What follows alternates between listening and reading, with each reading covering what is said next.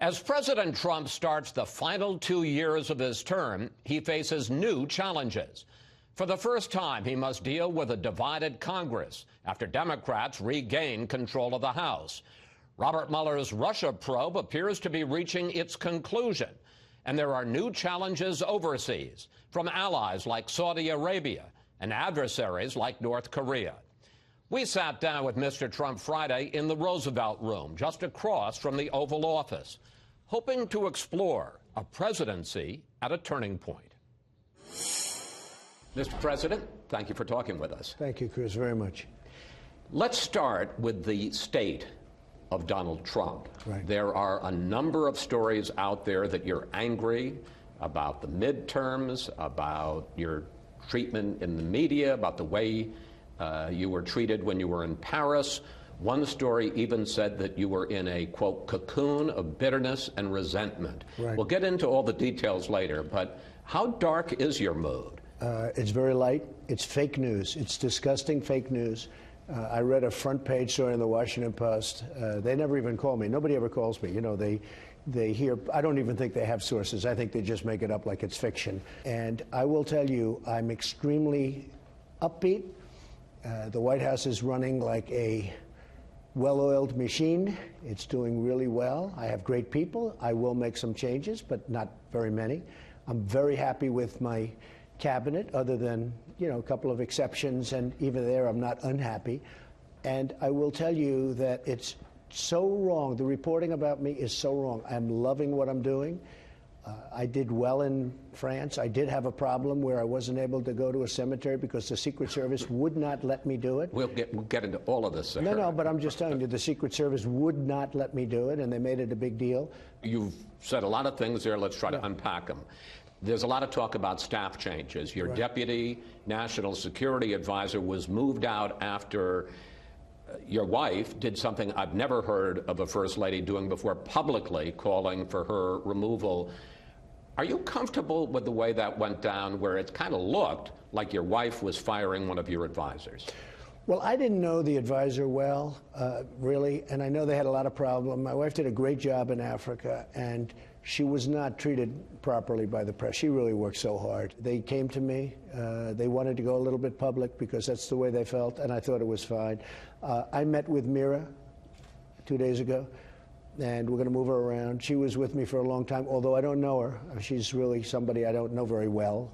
But we're going to move her around because she's got certain talents. But frankly, she is not.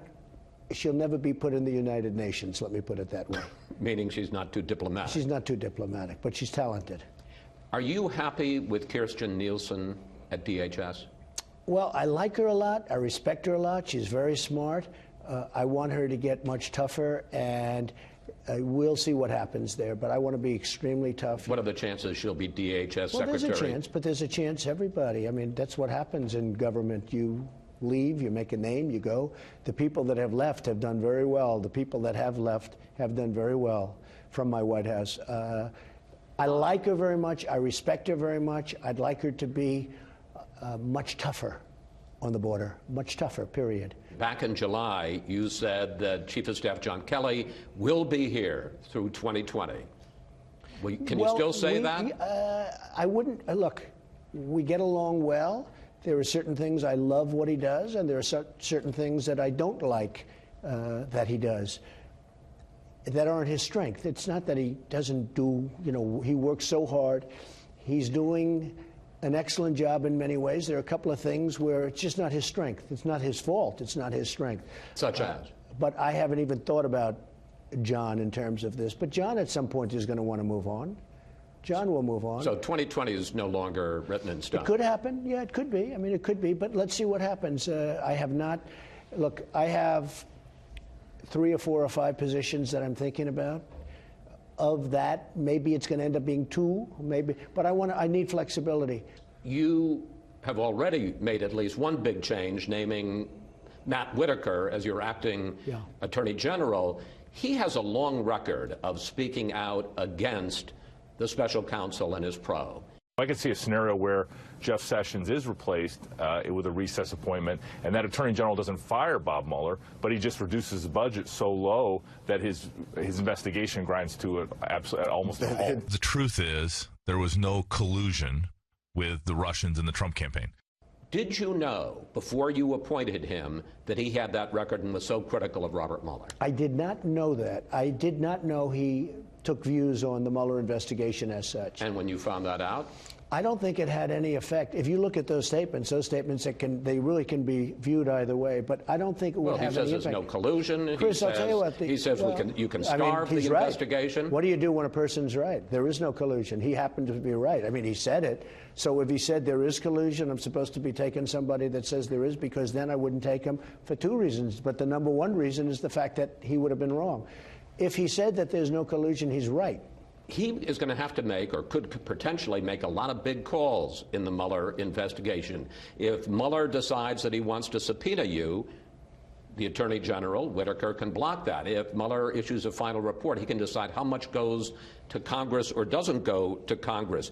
You tweeted this week about, quote, Bob Mueller and his gang of Democrat thugs. Right.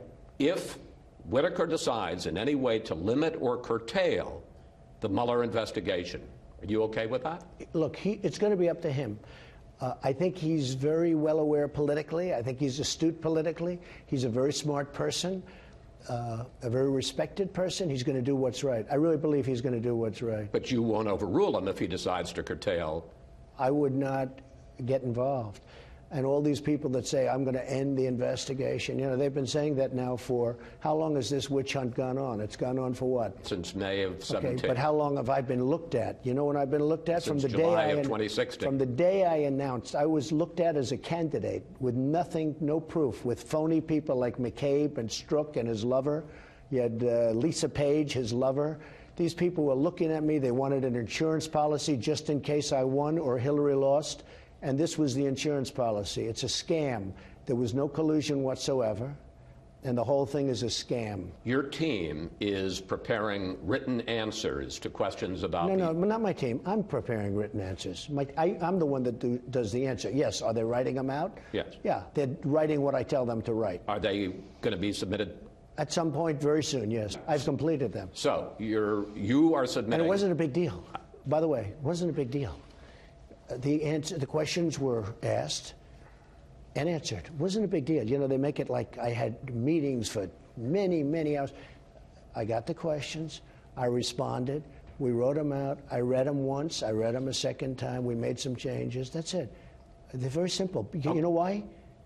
I did nothing wrong. Here's my question, though.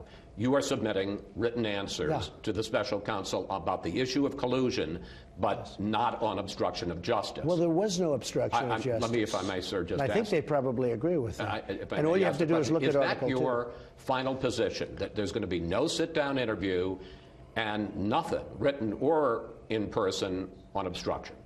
I would say probably. Probably. I mean, I can change my mind, but probably.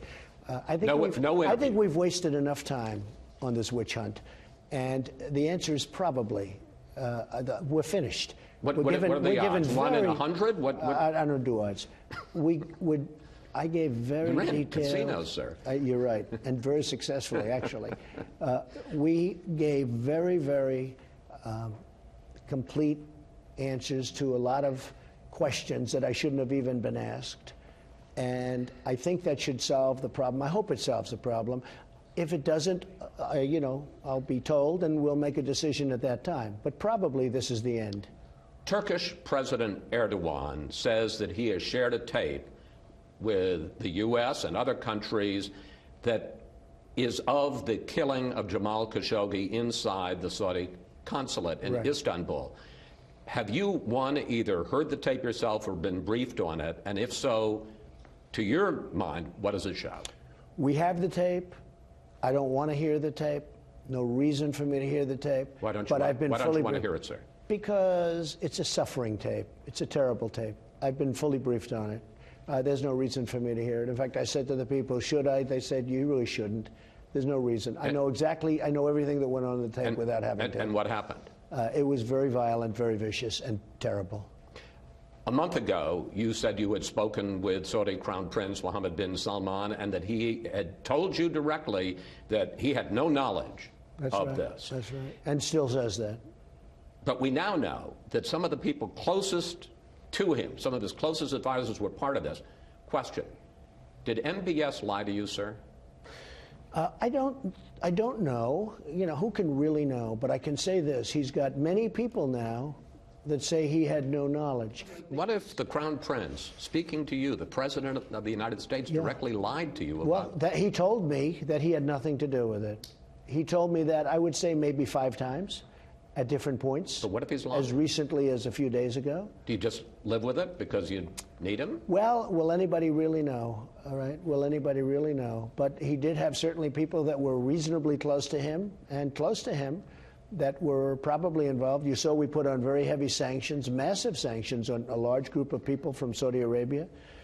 But at the same time, we do have an ally, and I want to stick with an ally that in many ways has been very good. So if Congress were to move to either try to cut off any U.S. involvement in the war in Yemen or to block any arms sales, you won't go along with it? Well, I want to see Yemen end, but it takes 2 to tango. Iran has to end it also.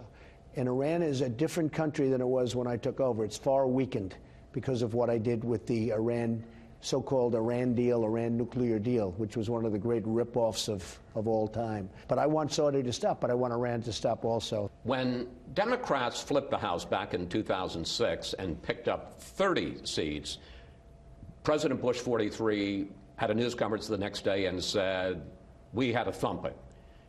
Last week, in this election, the House picked up, so far, it's 36 seats. It may be on the way to 40 seats. And your reaction was that it was almost a complete victory. I won the Senate. You don't mention that. Well, excuse me. I won the Senate. I understand that. I think they said 88 years. But this was this is a historically big defeat in the House. You lost 36, maybe 40 seats. Some would argue that it was a thumping, and I want to talk about some of the ways in which you lost.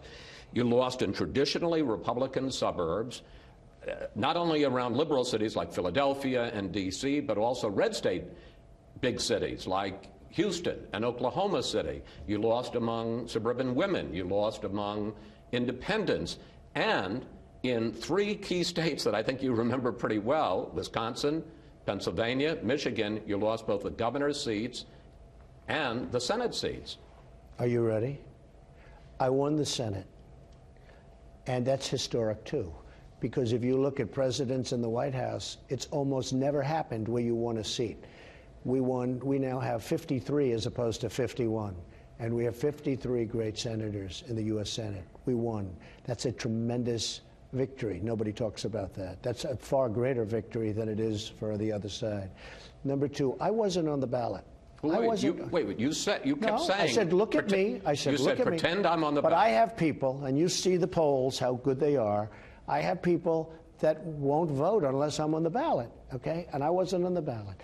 And almost everybody that I won, I think they said it was 10 out of 11, and I went against President Obama and Oprah Winfrey and Michelle Obama in a great state called Georgia for the governor, and it was all stacked against Brian, and I was the one that went for Brian, and Brian won. Look at Florida. I went down to Florida. Rick Scott won. And he won by a lot. I don't know what happened to all those votes that disappeared at the very end. And if I didn't put a spotlight on that election before it got down to the 12,500 votes, he would have lost that election, okay? In my opinion, he would have lost. They were taking that election away from him. Rick Scott won Florida. You have to say, excuse me, a man named Ron DeSantis is now your governor, your new governor of Florida. A wonderful man named DeWine is your governor of the great state of Ohio. Remember what they used to say before my election? You cannot win unless you win Ohio. I won Ohio. We had a tremendous set of victories. You look at the victories. But if you can't carry, and you certainly didn't carry it 2 weeks ago, Michigan, Wisconsin, and Pennsylvania, you're not going to get reelected. I didn't run. I wasn't running. My name wasn't on the ballot. There are many people that think I don't like Congress. that like me a lot. I get it all the time. Sir, we'll never vote unless you're on the ballot. I get it all the time. People are saying, sir, I will never vote unless you're on the ballot. I say, no, go and vote. Well, what do you mean? As much as I try and convince people to go vote, I'm not on the ballot.